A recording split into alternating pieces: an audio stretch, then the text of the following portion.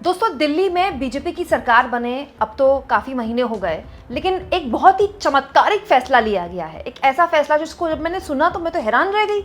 इस फैसले को सुनकर मुझे इस बात की चिंता होने लगी कि कहीं ऐसा ना हो कि दिल्ली में जो डबल इंजन सरकार बनी है बीजेपी की, रेखा गुप्ता की, कहीं ऐसा ना हो कि दिल्ली वालों के लिए दिसंबर में वो ठंड करवा दे और जून में वो गर्मी करवा दे। आप कहीं कुमकुम, ये किस तरह की नादानी है। दिसंबर में तो दिल्ली में ठंडी पड़ती है और जून में तो दिल्ली में गर्मी ही पड़ती है, तो रेखा गुप्ता इसमें क्या अलग करवाएंगी? बिल्कुल करवाएंगी दोस्तों। जब जुलाई में बरसात करवाई जा सकती है, वो भी नकली बरसात, तो फिर दिसंबर में नकली ठंड क्यों नहीं करा सकते? दोस्तों, दिल्ली को लेकर एक खबर आई है कि 4 से 11 जुलाई के बीच कृत्रिम बारिश का ट्रायल करवाया जा सकता है। नकली बारिश करवाई जा सकती है दिल्ली में, और ये इसकी वजह बताई जा रही है क्योंकि मॉनसून जो है वो दिल्ली में देरी से आया है। अब दोस्तों, दिल्ली में प्रदूषण एक समस्या तो है, इसमें तो कोई दो राय नहीं है, और मॉनसून जब देरी से आता है तो प्रदूषण और बड़ी समस्या बन जाता है। और दिल्ली का प्रदूषण जो असली समस्या है वो सर्दियों में दिखता है, क्योंकि हवा चलती नहीं है। हर सर्दी दिल्ली एकदम प्रदूषण की वजह से पैक रहती है, मतलब वो धुंध नहीं होती, प्रदूषण होता है। लेकिन अजीब बात देखिए, अब ये कहा जा रहा है कि जुलाई में, क्योंकि मॉनसून कमज़ोर है, दिल्ली में अभी तक मॉनसून नहीं आया है, तो कृत्रिम बारिश कराई जाएगी। एक बात मैं आपको बता दूं, जिस वक्त मैं ये वीडियो रिकॉर्ड कर रही हूँ ना, मैं दिल्ली एनसीआर में ही हूँ और ज़बरदस्त बारिश हो रही है।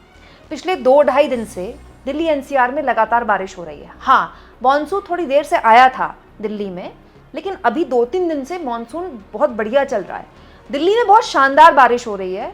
बाकायदा दिल्ली में इस वक्त प्रदूषण की स्थिति भी काफ़ी ठीक है, क्योंकि बारिश होती है तो प्रदूषण बैठ जाता है, तो फौरी राहत तो प्रदूषण से मिलती है। अब लेकिन अजीब बात सुनने में आई है कि ऑलरेडी जिस दिल्ली में बारिश हो रही है उस दिल्ली में कृत्रिम बारिश कराई जाएगी 4 जुलाई से 11 जुलाई के बीच, और इस कृत्रिम बारिश में खर्च किया जाएगा 3 करोड़ 21 लाख के आसपास। अब लोग इसमें सवाल ये उठा रहे हैं कि ये जो खर्च किया जाएगा, किस बात के लिए खर्च किया जा रहा है? अभी तो ऑलरेडी दिल्ली में बारिश हो रही है।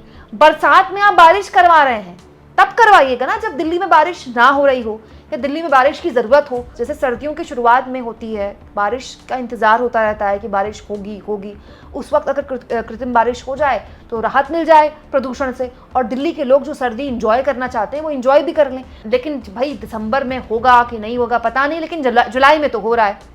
दोस्तों, दिल्ली एनसीआर में बारिश के बाद मौसम बड़ा प्यारा हो जाता है, क्योंकि दिल्ली एक तो बहुत हिस्टोरिकल मॉन्यूमेंट्स हैं वहाँ पर, बहुत से ऐसी जगहें हैं जहाँ परिवार वालों के साथ घूम सकते हैं। सुंदर जगह है दिल्ली घूमने लायक।